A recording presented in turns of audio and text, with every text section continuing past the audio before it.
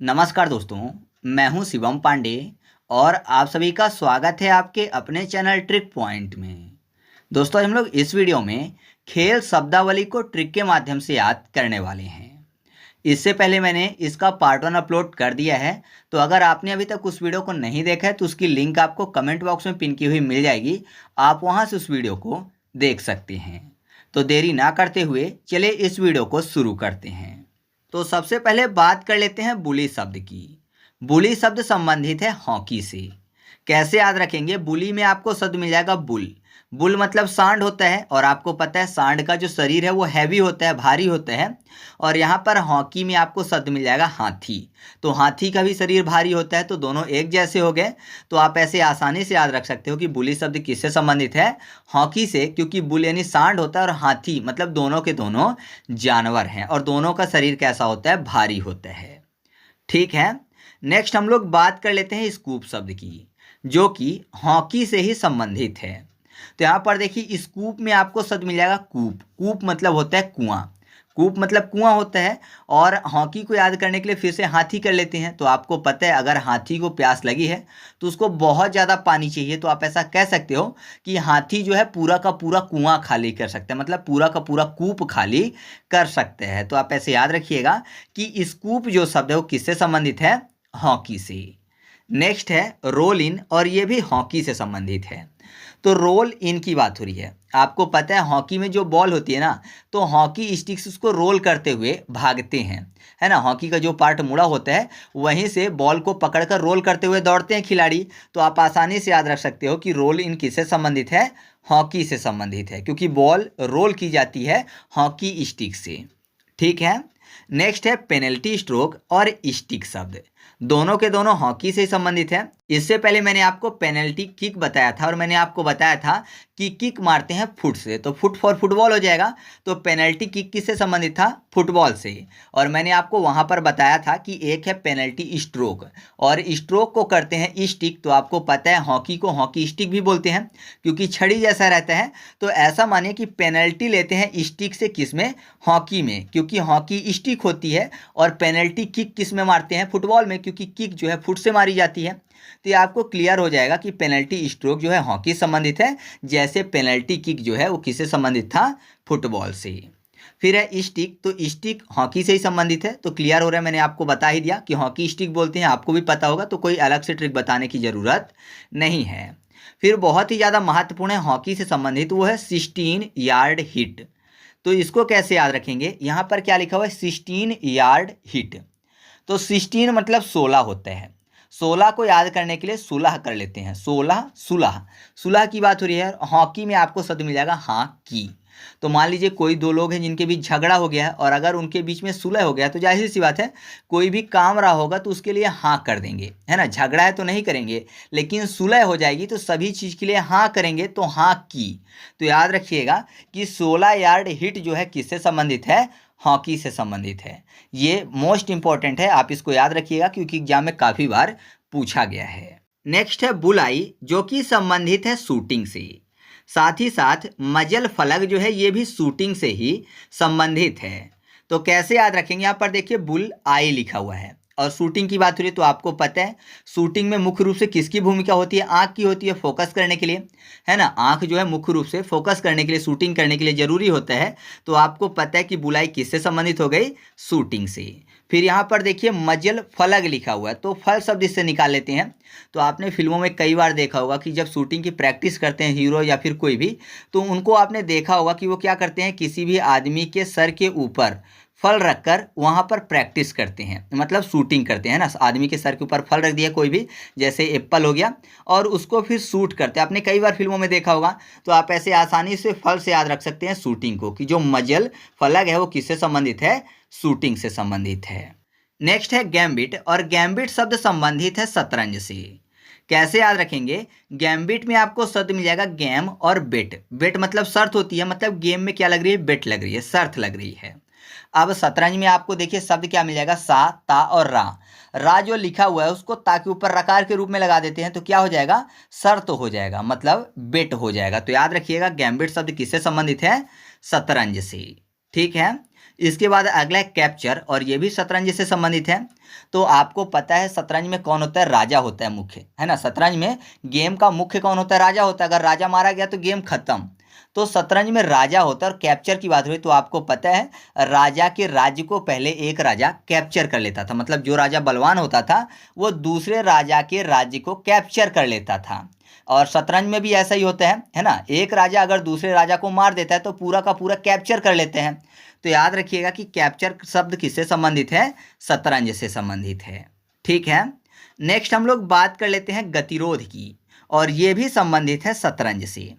अब देखिए कैसे याद रखेंगे, गति और रोध लिखा हुआ है। गतिरोध मतलब रोकने की बात हो रही है, और शतरंज, तो शतरंज में सत मतलब जैसे 100% बोलते हैं, सत मतलब होता है 100। तो ऐसा मानिए कि 100 की स्पीड में कोई चल रहा है, तो क्या बोले कि गति में रोध उत्पन्न करो, मतलब गति धीरे हो जाए। तो गतिरोध करना है, क्यों, क्योंकि स्पीड बहुत ज़्यादा है, 100 की स्पीड है, तो जाहिर सी बात है एक्सीडेंट हो सकता है। इस कारण से गतिरोध बनाना जरूरी है। जैसे कि जो ब्रेकर बने होते हैं वो गतिरोध होते हैं, जिससे कि लोग स्पीड में अपने व्हीकल ना चला सकें, मतलब 100 से ज़्यादा ना चला सकें, इसलिए गतिरोध बने होते हैं। तो याद रखिएगा कि गतिरोध शब्द किससे संबंधित है, शतरंज से। फिर अगला इस्तीफा, और ये भी शतरंज से संबंधित है।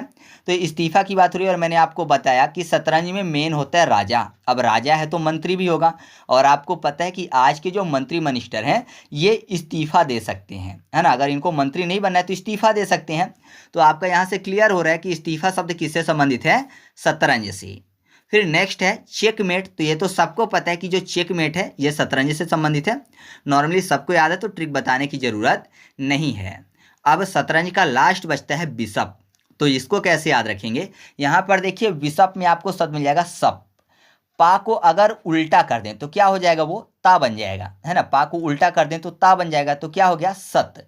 और सत फॉर क्या होगा, शतरंज। तो याद रखिएगा आप ऐसे कि जो बिशप शब्द है किससे संबंधित है, शतरंज से। मोस्ट इंपॉर्टेंट है, कई बार एग्जाम में पूछा गया है। ठीक है, अभी हाल ही में भी पूछा गया था कि बिशप शब्द किससे संबंधित है। तो याद रखिएगा जो बिशप शब्द है वो शतरंज से संबंधित है। ठीक है, नेक्स्ट हम लोग बात कर लेते हैं बर्डी की। बर्डी शब्द संबंधित है गोल्फ से।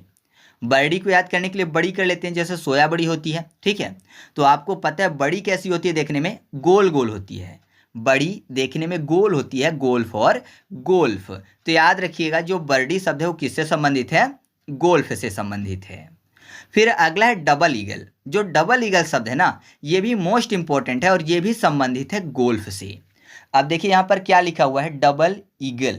ईगल के बारे में आपको पता होगा कि ईगल का फोकस बहुत ही खतरनाक होता है ना। मतलब वो दूर से ही अपने शिकार को देख लेते हैं।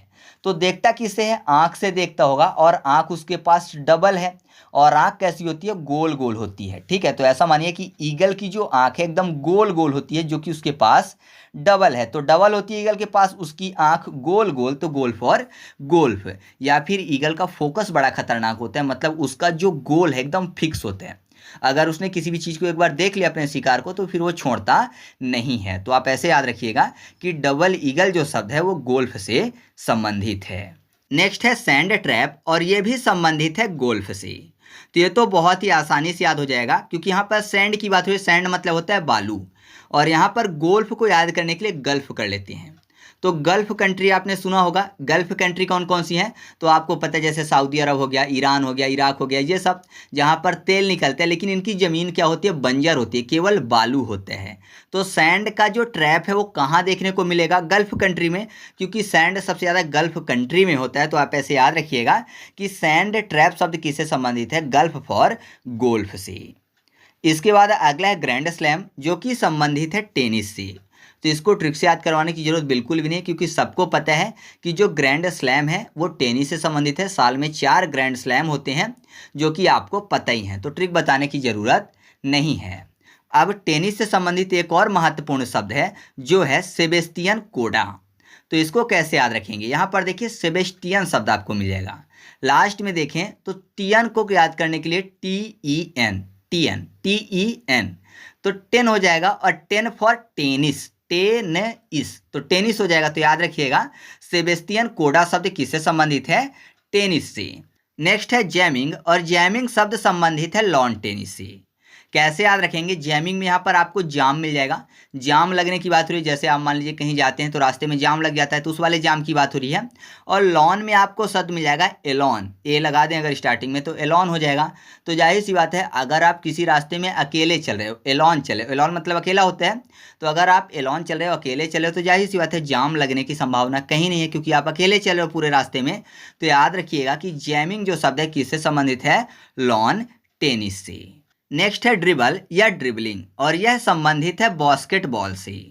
कैसे याद रखेंगे, बास्केट को याद करने के लिए बिस्किट कर लेते हैं, बास्केट बिस्किट, और यहाँ पर ड्रिबल यानी डबल की बात हो रही है।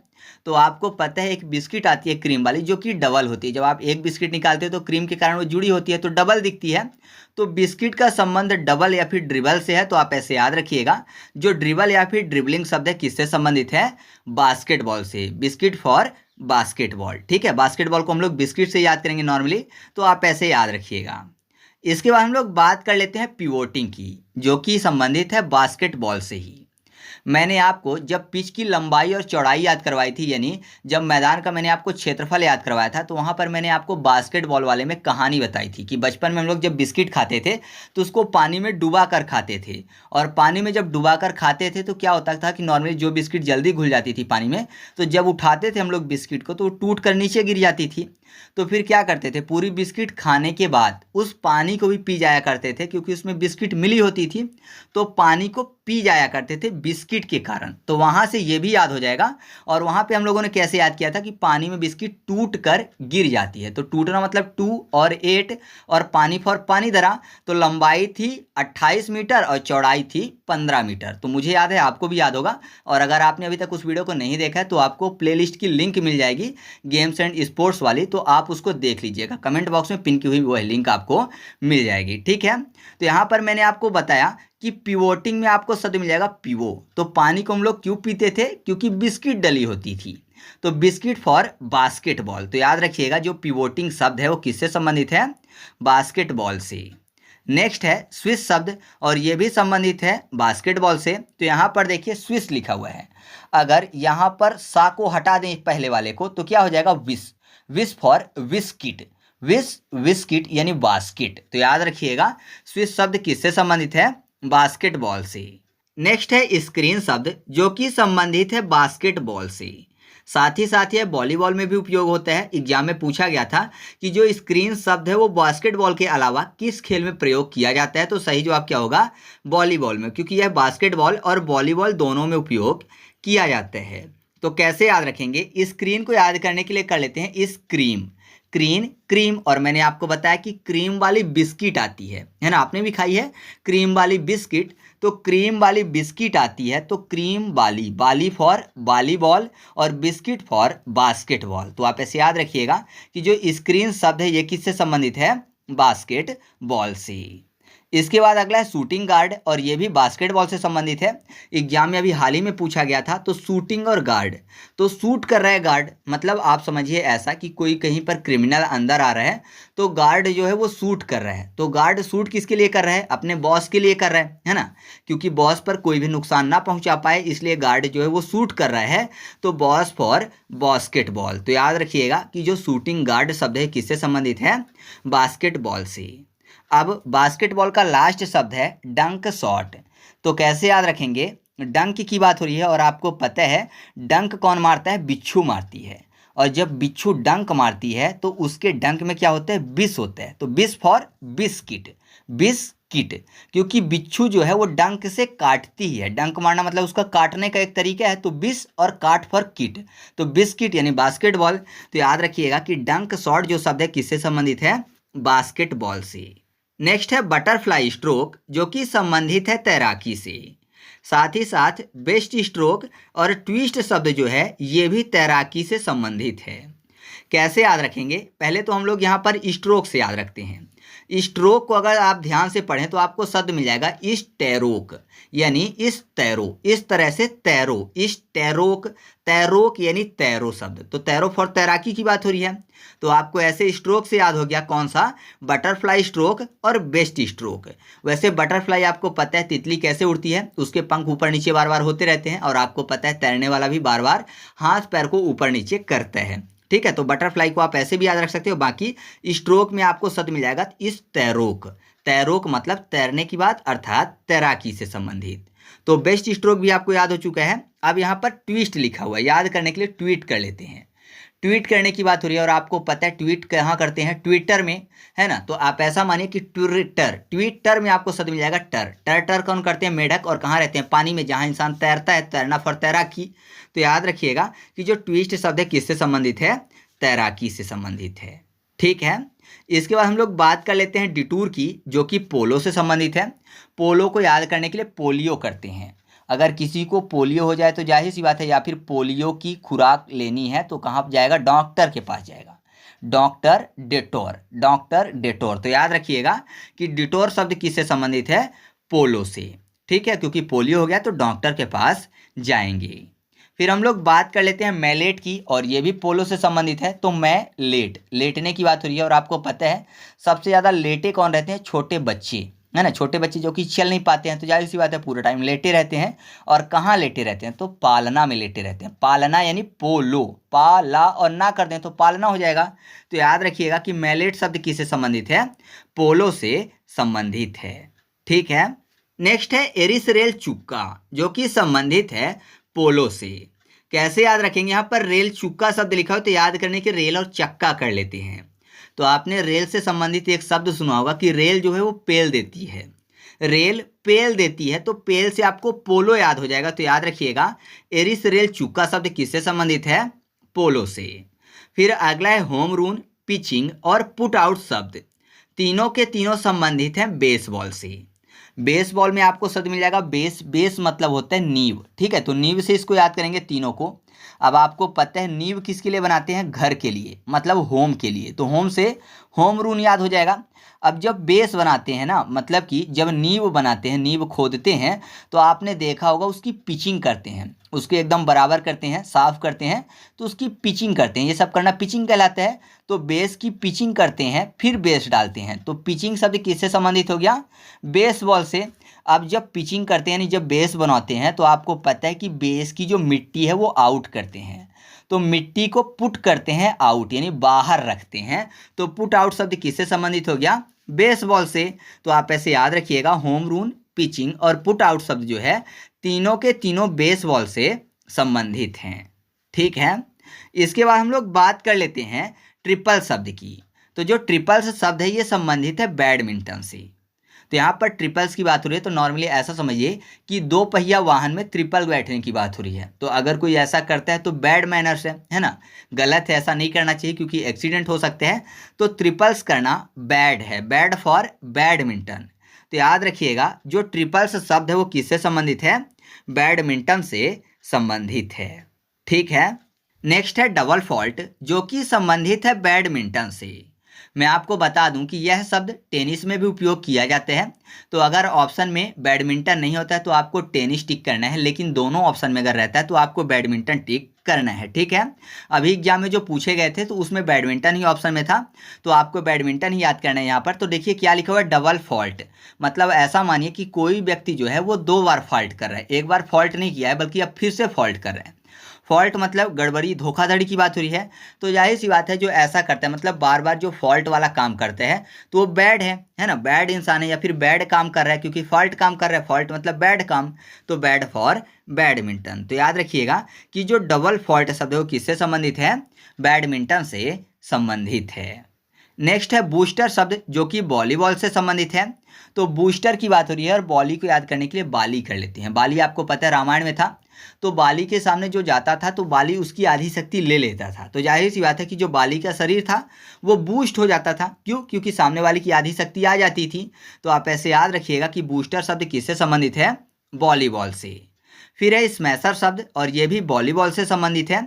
तो स्मैशर में आपको शब्द मिल जाएगा सर, सर की बात हो रही है तो सर कलम करने की बात आप मान लीजिए। तो सर कलम कर रहे हैं मतलब किसी की बलि दे रहे हैं, बलि देना मतलब सर कलम करना। आपने देखा हो जैसे बकरों की बलि दे देते हैं तो उनका सर कलम कर देते हैं। तो याद रखिएगा इसमें सर शब्द किससे संबंधित है, वॉलीबॉल से संबंधित है। हालांकि जो जीव हत्या है वो गलत है, नहीं करना चाहिए, लेकिन लोगों को कौन समझे। ठीक है, तो अब हम लोग अगले पॉइंट की तरफ चलते हैं।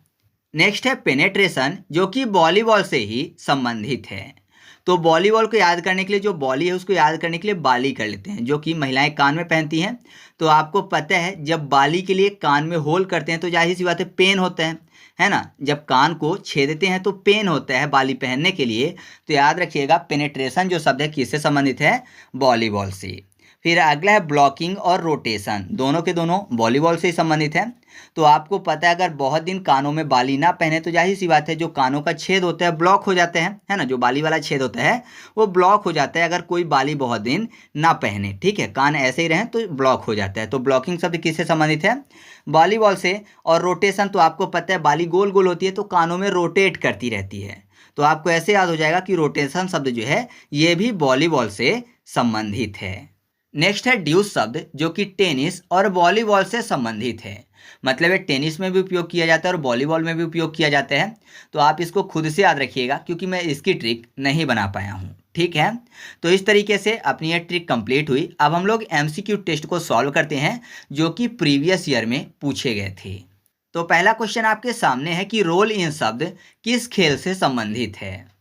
तो सही जवाब क्या है, ऑप्शन नंबर बी यानी हॉकी। जो रोल इन शब्द है वो हॉकी संबंधित है। मैंने आपको बताया था कि हॉकी की जो बॉल है वो मुड़े हुए हॉकी के भाग से खिलाड़ी जो है रोल करते हुए ले जाते हैं। तो सही जवाब क्या है, ऑप्शन नंबर बी है। अगला क्वेश्चन है बर्डी शब्द किस खेल से संबंधित है। तो सही जवाब क्या है, ऑप्शन नंबर सी यानी गोल्फ से। जो बड़ी होती है कैसी होती है, गोल गोल होती है, जैसे सोया बड़ी गोल दिखती है। तो याद रखिएगा बर्डी शब्द किससे संबंधित है, गोल्फ से संबंधित है। नेक्स्ट क्वेश्चन है सेबेस्टियन कोडा शब्द जो है वो किससे संबंधित है। तो सही जवाब क्या है, ऑप्शन नंबर ए यानी टेनिस से। यहां पर सेबेस्टियन TEN लास्ट में आपको शब्द मिल जाएगा, 10 फॉर टेनिस, ठीक है।